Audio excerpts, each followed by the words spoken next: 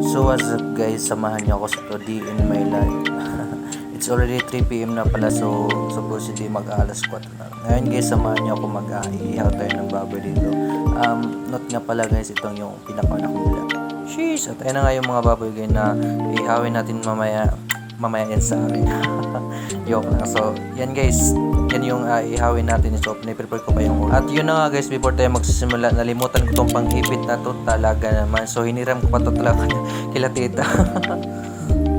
Sheesh! Rada dia ba di? Ay, di pala ako yun. So ayun na nga guys, yung mga baboy na inihaw ko talaga naman.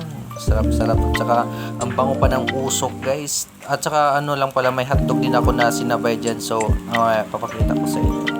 Ito guys, yung mga aso, ang kukulit naman talaga. O nag-iihaw ko dito, sabi, pahingi naman master, di joke lang. So ayun guys, lumapit sila sa akin kanina habang nag-iihaw ako. So ayun, masimas ko muna. Utang na loob naman talaga, nasunog yung inihaw ko guys. Jeez. So ayun na nga pala guys, nasunog yung inihaw ko kasi ang lakas ng apoy kanina. Grabe naman. At ayun guys, life goes on pa rin kahit medyo sunog na yung iba. Ang witty. So ayun, kinuha ko pala yung isa kasi ang lakas ng apoy kanina ay nasunog siya. So ayun, pinalit ko muna yung hilaw. So as you can see guys, paluto na yung mga inihaw ko. So dito ko natatapusin yung video ko kasi palubat na yung cellphone ko at saka brown out.